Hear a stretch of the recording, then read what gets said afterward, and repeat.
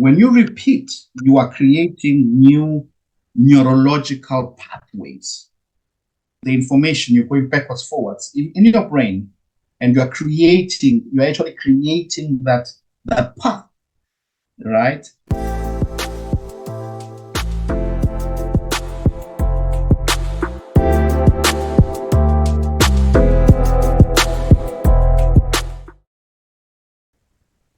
Chess, nonsense, and analysis. Yes, Watu, here we are again. What are we looking at today?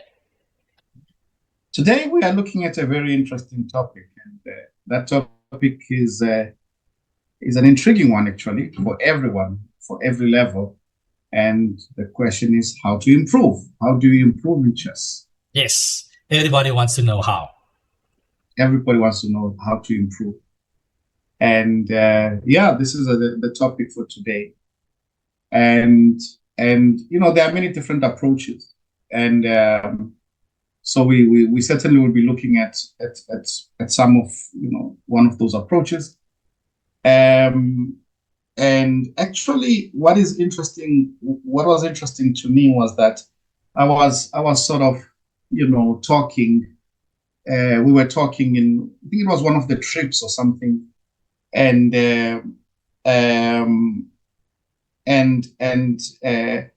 Dr.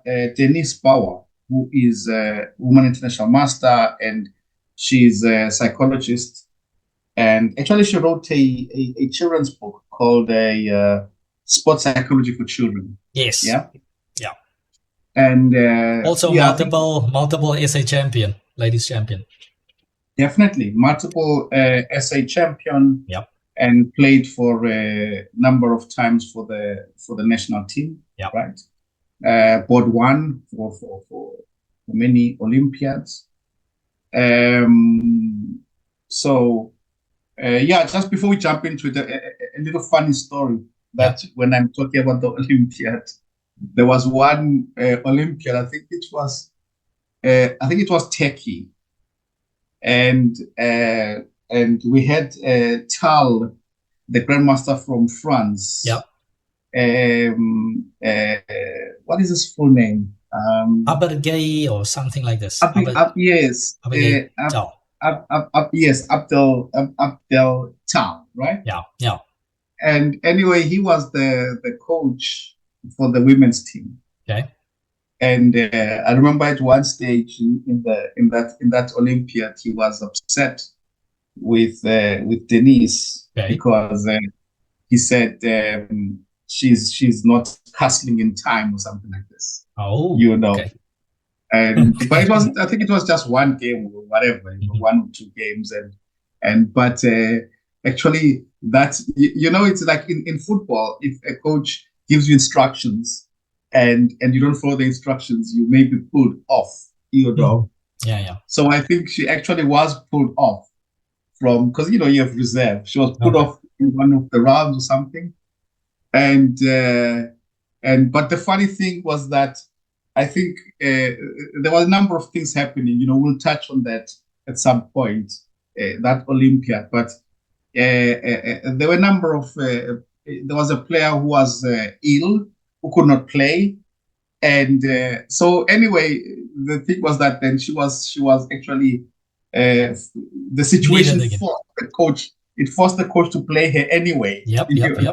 Yes. Yeah. So it's just a funny story. How what can always happen in these team events. Yeah. But anyway, So we're talking, and we were talking about the idea of repeating. Basically, and she also mentioned that, many young players today, because they use the computer a lot and they just stay on the screen. And she was saying that, she was explaining it in medical terms and scientific terms, and she was saying that it's important to actually touch the pieces because there's some connection, right, between the touching and the remembering and this and that. She was I think one of the days we'll need to actually get to the studio and make an Definitely. interview and talk to her about this psychology part of chess. I think it would be very interesting Certainly will. for, Yeah. for our viewers for sure. So she was talking about that, and then actually she for me was one of the only people, well, I had, who put it in a very accurate scientific way, because she said, when you are repeating um, uh, uh, a game that you like, and you keep playing over this game over and over, and at some point you try to see if you can remember the moves yourself, Yep. and a particular combination, if you can remember the sequence of moves in the combination without necessarily looking, these are the things that you generally do. And for me, if I'm actually not informed, I have a certain number of games that I look at, Kasparov's games, Kolmov's game, this and that, games that inspire. Yes. And I just have a look at them, and sometimes I like to look at them and actually not look at the moves, replay the game myself, right? In key positions, trying to remember what the idea was, and and then maybe I forget a move, then I recall the notation, then I go through, okay, this that happened, and then and so I find that if I go through this process and go over certain games, all of a sudden you feel because if you're playing badly, we all have this feeling of being blank, like you feel like you just are not present, so to speak. You cannot find yourself, you cannot find your feet. But when you do this and you start looking at these games, you sort of get back. So yeah, now you're starting to feel more confident, and you're coming back again, right? And you're not thinking emotionally anymore because you've lost 2 games in a row or something.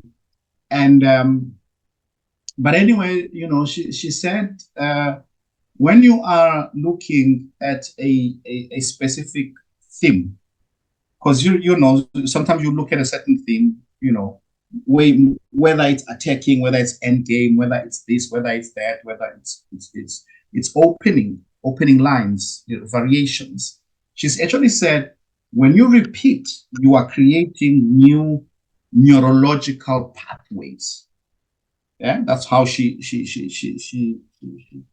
put it.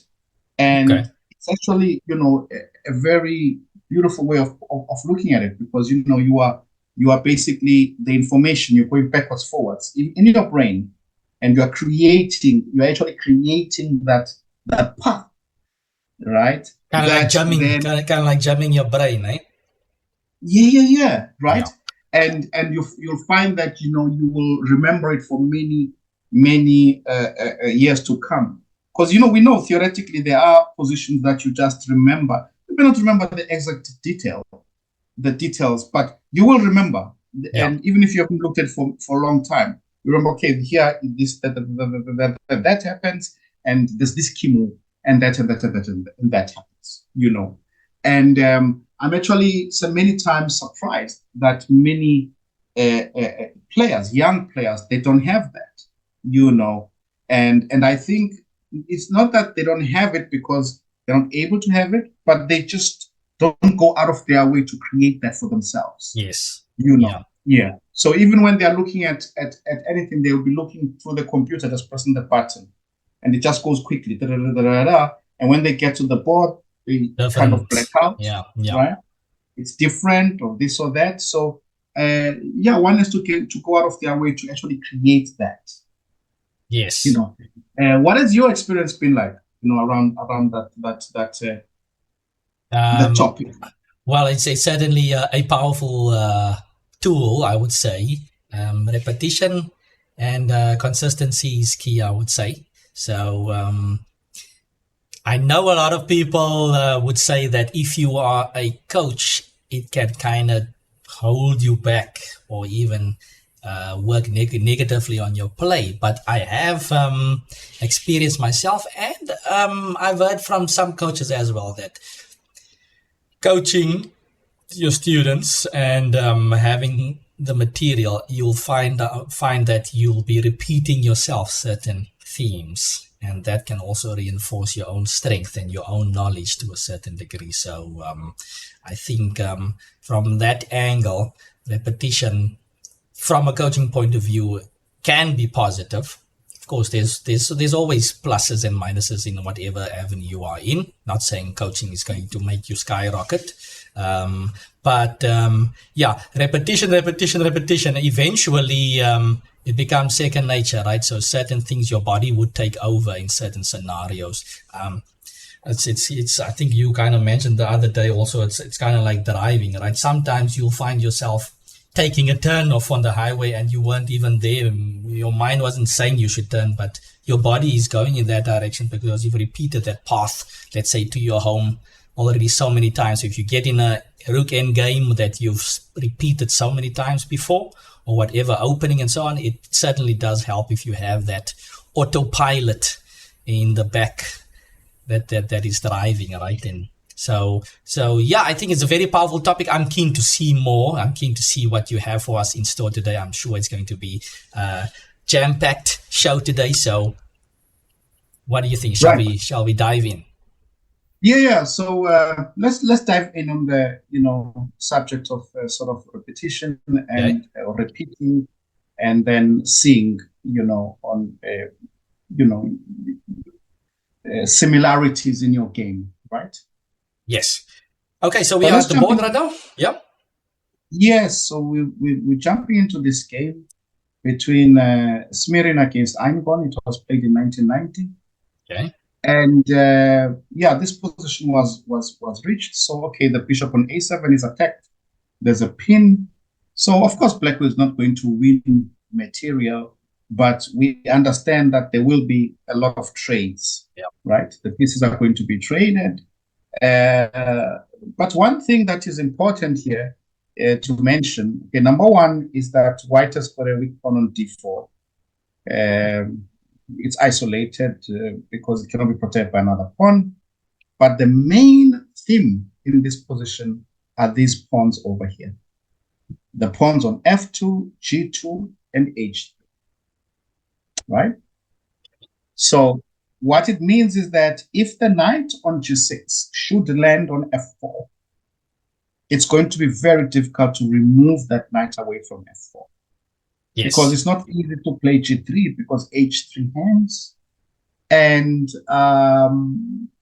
the king cannot get into the center, because in an endgame at some point you might want to play king f1, king e2, king e3, whatever, right?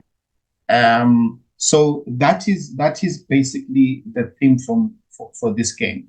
The weak pawn on d4, but now the 3 pawns over here and the knight going to f4. So let's have a look at what happened. So first I played rook a1 to defend the bishop, and the knight jumps in to f4. So and we should remember, of course, when the knight is on f4, the next important thing is that there could be a g5 at some point, right? To gain space and to let that king get into the game. Let's say king g6, king f5. So the king is an important, exactly, it's an important piece in the end game. Okay, in the game, let's go pretty quickly. The Smirin played bishop c5, Einborn exchange, and then Einborn takes on c5, taking advantage of the fact that Smirin cannot take with the pawn because knight d3 and the c5 pawn is going to be lost. Yes. Right? So it means rook takes. So we've got this position. Of course, it does not want to allow the pass forward, right? Yeah. Right. Wants to now, first and foremost, keep the knight on f4. So, of course, White can have ideas like king h2, g3 to remove the knight. So we would like to put the rook on the third rank so that at least we stop this plan from happening. Yeah. Right. So rook c2, g5. So there we go. Here's that king h2, and now plays rook b3.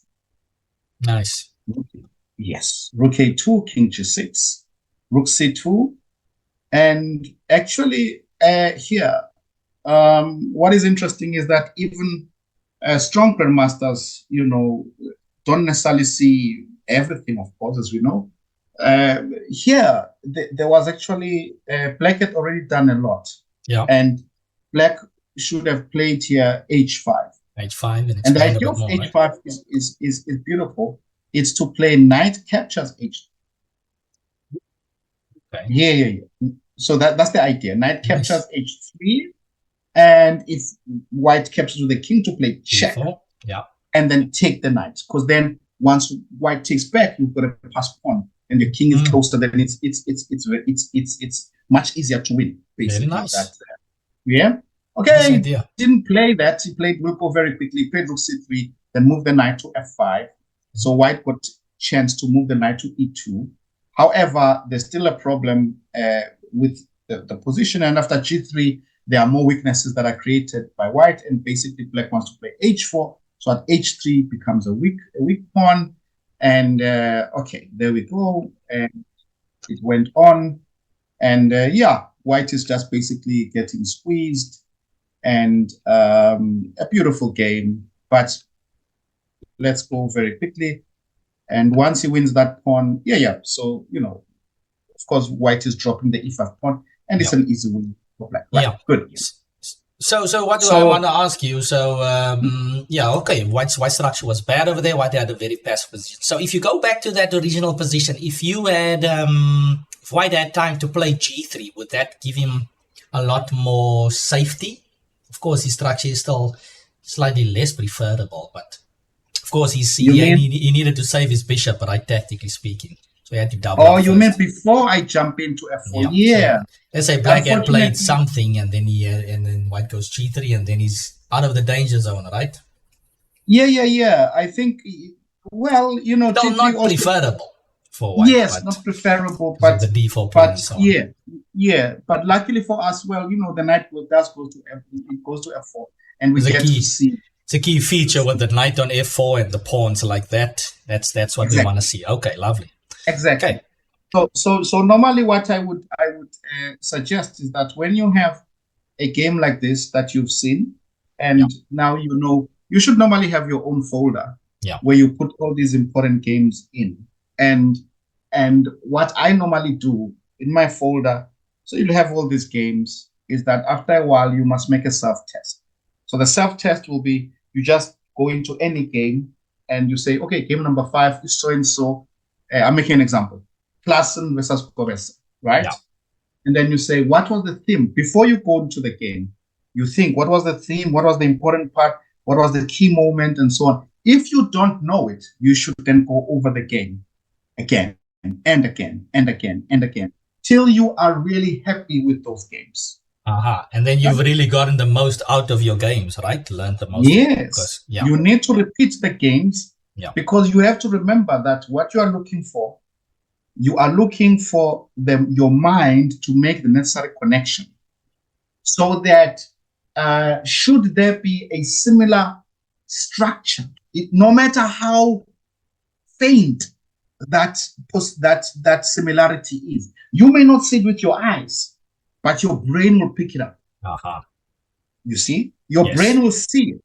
And then your brain will then be able to come up with an idea in a specific position. You see? Nice. Yeah. So I want to go now into a game I played. Let's go to this game. And here we are. And I was playing against Musatu Simutowe in one of the... Do you remember those tournaments? They used to be called, was it the Capablanca? Yes, it was called the Capablanca in Pretoria. Capablanca, yeah, very nice tournaments, eh? Very nice. Yes. Couple of sections, funny stories, very quick one. I think Capablanca, look, the top section was usually with here and there a GM or very strong tournament, right? And then the one, I think it was my first time I went there. I qualified for the B section. The A section was so strong. So I came to the B section and I'm thinking, man, I want to play in the A. I'll probably be bottom seed in the A, but I'm here in the B and now I'm thinking, okay, I'm top seed now. Okay, but the rest of the field is like 2,000 plus. It's a nice field, and but I need to play well. So tournament starts, and I'm seed number 2, Oh, and there was this guy walking earlier. While we were chatting, everybody's walking around talking. This guy was walking around with a t-shirt. On the back of his t-shirt, it said "Future Grandmaster in Training" or "Grandmaster in Training." Right, and I got to know him actually, and eventually he's sitting here board one the whole time, and it's of course none other than I am Robert Guazi. So he was playing. I think he came late or some issue, so he would have been one of the one of the top guys there in the A section. But he came to play in the B section. He's hijacking my section, so yeah, that's another story in itself. But I think he scored 8.5 out of 9, something like okay. that. Yours truly took the half a point from him at least. But back to the game at hand over here. So Capablanca, very nice tournament. Yes. Yes, brilliant tournament. And so you're playing Musatwe Samatoe, right? Yes, I've got the black pieces. I'm playing Musatwe, and we reach this position. Okay, look, I'm slightly better. Black is slightly better. Okay. Because mainly, the weaknesses. We both have isolated pawns, but I've got a natural defender of the pawn. Okay. You remember that theme of bad pieces are good defenders. Good defenders, yeah. So my bishop is, it's going to be not so easy for him to defend d4. It doesn't mean I'll win it, but he'll have to involve other big pieces as well. Yes. And I'm fighting for the c file, and it just so happens to have a number of weaknesses on the queen side. a3 is weak, b3 is weak. It may not seem like much, but it does play a role because it means that pieces have to be close by and allocated to defend.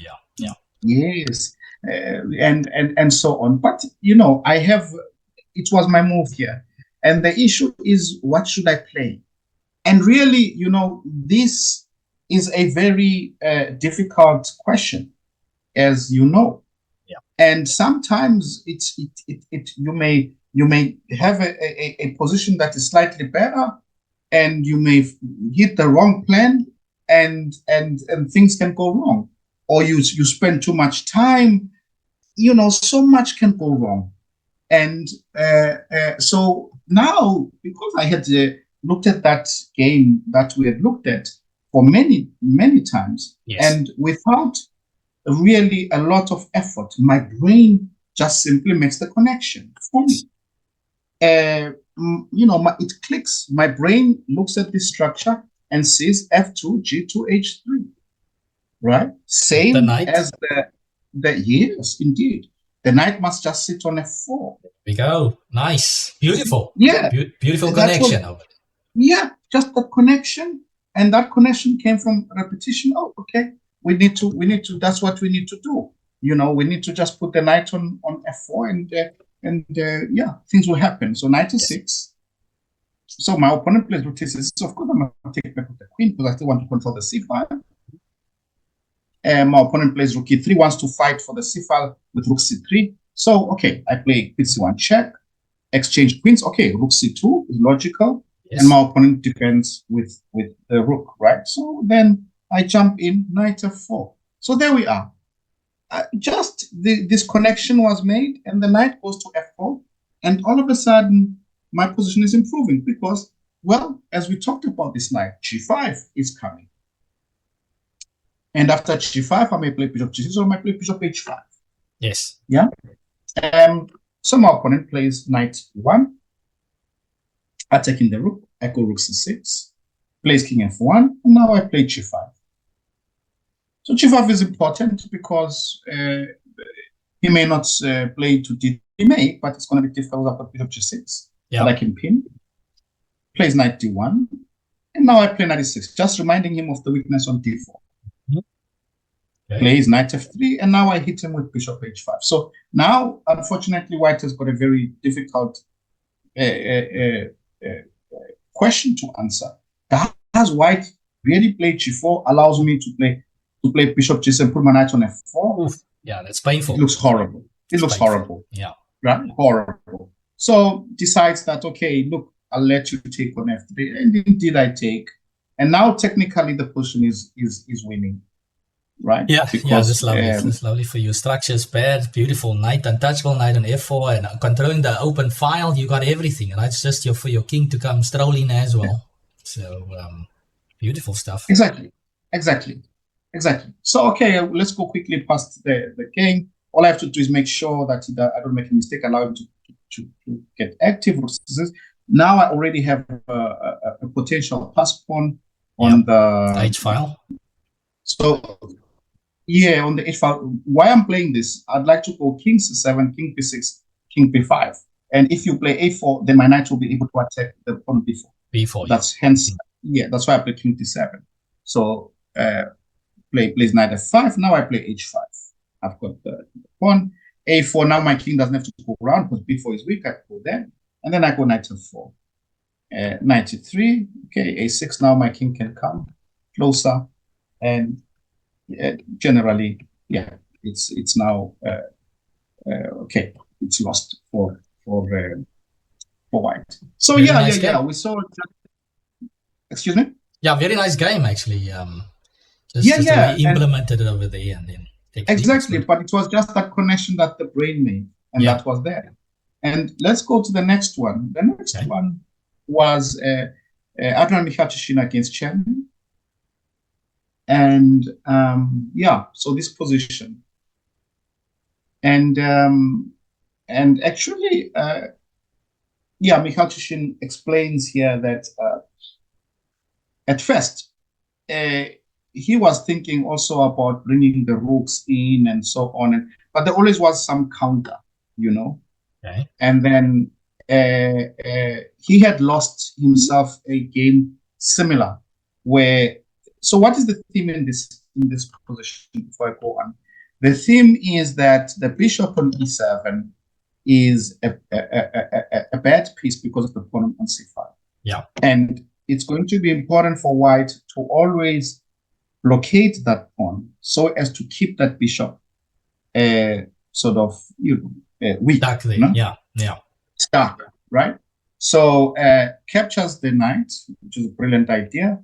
Plays rook d1, so now we're threatening rook d3, rook b3, plays rook d3, and here, of course, important, of course, taking is a horrible move, knight d2, so that we take back with the knight and we keep that pawn blockaded, g3, knight takes, and now in this position, play f4. Of course, it's a change of structure, had to obviously be careful. What do I do after h5, h4? So the king is not doing anything. The rook is the king around to defend, right? Exactly. The king must leave the rook, right? The king must leave the rook so that the rook is then able to do more important things. And so there we are. And we can see then that the game is lost. Very nice technical win, right? Very nice technical win. Beautiful technical win. Yeah. You know what, Watu, this game, okay, there's some similarity to this other game. I'm sure you know this one. There's a game between Skorznoi and Karpov as well with this isolated pawn on c5. I'm sure there's lots and lots of games, but there's this one particular one that got messy in the end. But yeah, it's the typical structure that black suffers with here, right? Yes. So it's absolutely. very, very useful to know it. Absolutely. Exactly. You have to know it. You have to know it. You have to repeat it again, right? And so then I played a game, Olympiad, and I played against. It really was an honor here, and I think at some point I'll touch upon the story because I played this great author, Michal Marin. Yes. And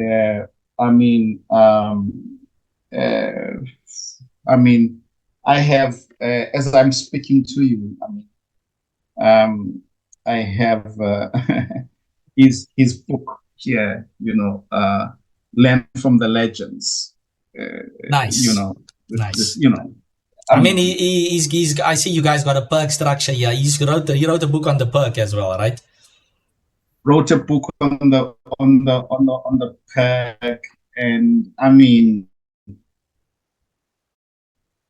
incredible writer, right? Incredible writer. Anyway, I will go into that story because he did make some. We analyzed after the game, and it was really beautiful having a conversation with him. Anyway, nice. I had an okay position before, and he actually mentioned that he had forgotten his analysis. Okay, and he should have repeated his book a bit more, Watu. He should have repeated. Yes, yeah, exactly. I mean, why is he forgetting? Yeah. Well, it's yeah, that's the whole point. But But I let him out somewhere, and then I get this position. It's getting messy, and I already have to be very careful. I mean, I need to think what am I to do here, right? Yeah. And as I'm looking at this position once again, the brain makes the necessary connections, and I figure out, okay, look, I will play knight takes d4, pawn takes d4. So we have here already, you see, we've got a bishop on g7 and a pawn on d4. Mm-hmm. So it means then that, okay, of course, there's still a lot to be sorted out, but there could be a way for me to even claim some advantage if I can manage to keep it. Some technical play there against the bishop, right? Yeah. Exactly. So I play bishop f4, bishop e6. I trade the bishop because my idea is that I must keep the bishop on the board. Plays knight f6, I play f3, g5, bishop h2, knight d7, and now I definitely must not allow bishop e5.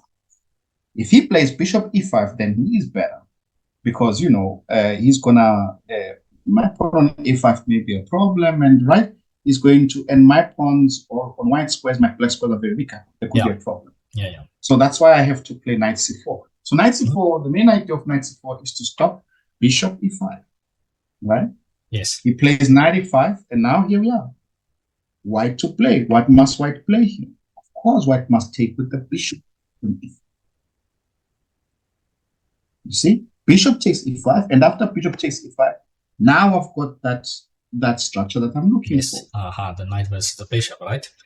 Yes, my knight versus the bishop, and okay, in the game actually, if you look, he has to defend, and possibly if I played this game in a later round, I could have tried to maybe play for more, because now I'm thinking, as I'm looking, possibly a very good technique is rook b1, try to play b4, something like this, right?